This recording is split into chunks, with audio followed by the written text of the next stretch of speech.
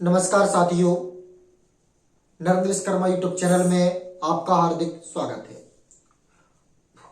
आज मैं आपको हिंदी में कोरोना वायरस पर निबंध बताऊंगा।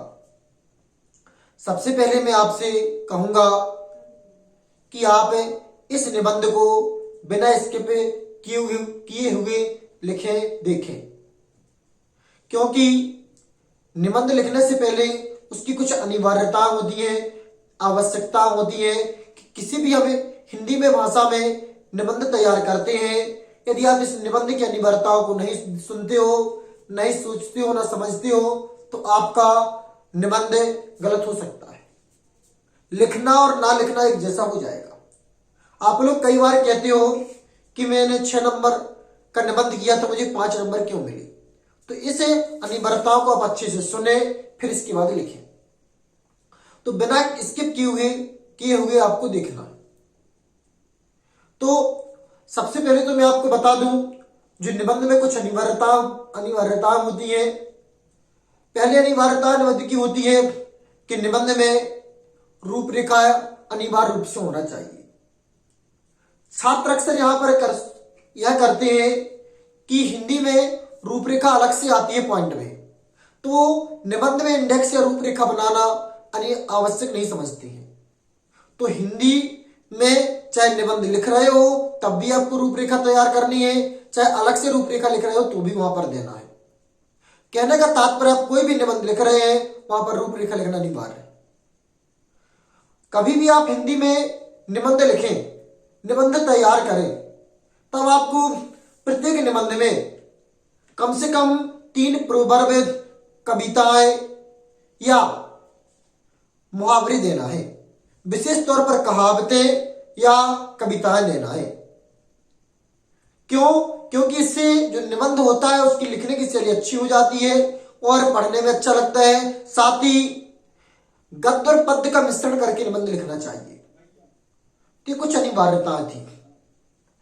निबंध को आपको जितने पॉइंट लिखना है उतने पॉइंट के लिए स्टार्टिंग में इंडेक्स तैयार करना है। आपको इंडेक्स तब लिखना है जब आपका पूरा निबंध लिख जाए। तो इसके लिए आपको क्या करना है, जितने पॉइंट आपको लिखना है, जैसे जितने आप याद किए हुए हैं उसके अनुसार आपको लाइन छोड़ना है। जैसे कि माना कि मैं आपको 8 पॉइंट लिखवाऊंगा तो मैं 10 लाइनें छोड़ूंगा।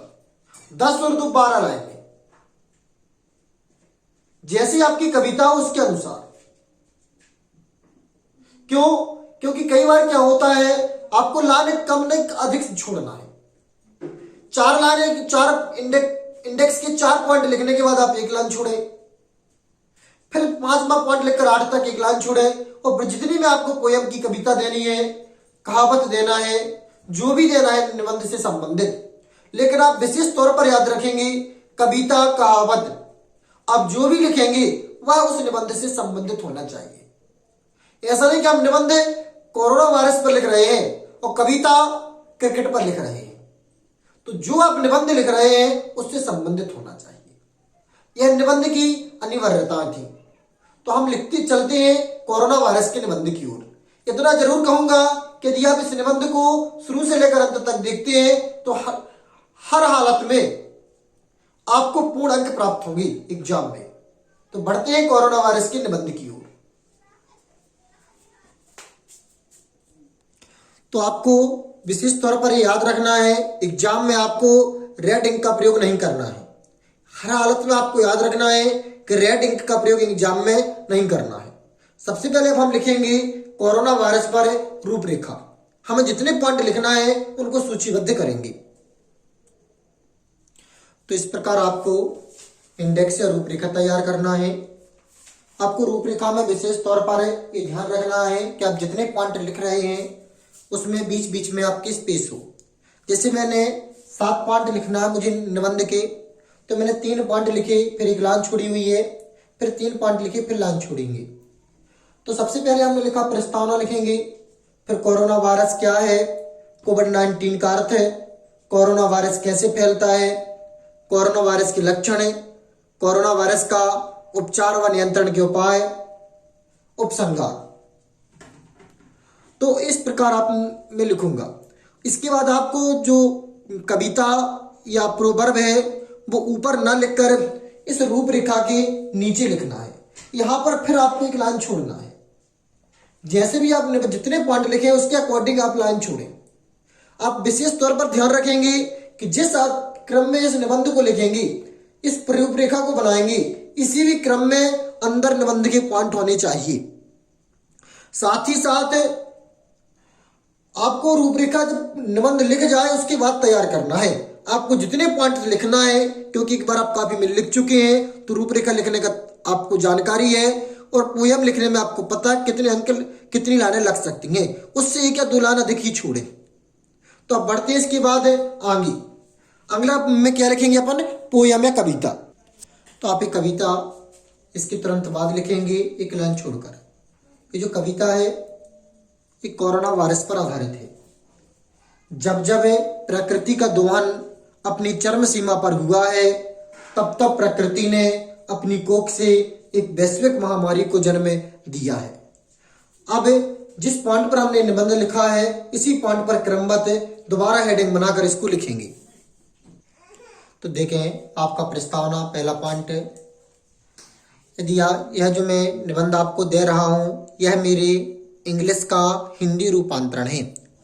आप यदि इंग्लिश का निबंध चाहते हैं तो ऊपर आई बटन में उसकी लिंक दी गई है, आप वहां पर जाकर उस निबंध को देख सकते हैं। इससे आपको डबल प्रॉफिट होगा कि आपको इंग्लिश का हिंदी रूपांतरण मिल जाएगा। आप इंग्लिश में याद कर लेंगे तो हिंदी में करने की जरूरत नहीं पड़ेगी। मैंने विधिवत उसको हिंदी सहित समझाया है। प्रस्तावना। इतिहास इस बात का गवाह है कि हर 100 वर्ष पर दुनिया में कोई ना कोई महामारी जरूर आती है। कोरोना वायरस एक संक्रामक महामारी है। यह दिसंबर 2019 में सर्वप्रथम चीन के वुहान शहर में देखा गया था। विश्व स्वास्थ्य संगठन WHO, जिसका फुल फॉर्म है वर्ल्ड हेल्थ ऑर्गेनाइजेशन, ने कोरोना वायरस को 11 मार्च 2020 को वैश्विक महामारी घोषित किया। वर्तमान में कोरोना वायरस अत्यधिक संख्या में मृत्यु का कारण बन चुका है। यदि आप यह निबंध 1 साल के बाद देख रहे हैं और कोरोना वायरस का नियंत्रण पाया जा चुका है, तब आप लिखेंगे वर्तमान में कोरोना वायरस, वर्तमान के स्थान पर वर्तमान में हटा देंगे आप। कोरोना वायरस अत्यधिक संख्या में मृत्यु का कारण बना था या कारण बना, इतना लिखेंगे। 2021 के लिए आप वर्तमान में यूज करेंगे, लेकिन इसके बाद यदि कोरोना वायरस पर नियंत्रण पाई जा चुका होगा तब आप वर्तमान में काट देंगे। कोरोना वायरस अत्यधिक संख्या में मृत्यु का कारण बना। इसके बाद आप या तो कोरोना वायरस का पार्ट फर्स्ट, पार्ट सेकंड मैं अगले शुक्रवार को शाम को 6:40 पर अपलोड करूंगा। पार्ट सेकंड आप जरूर देखें। नमस्कार, जय माता दी, राधे राधे, जय श्री राम।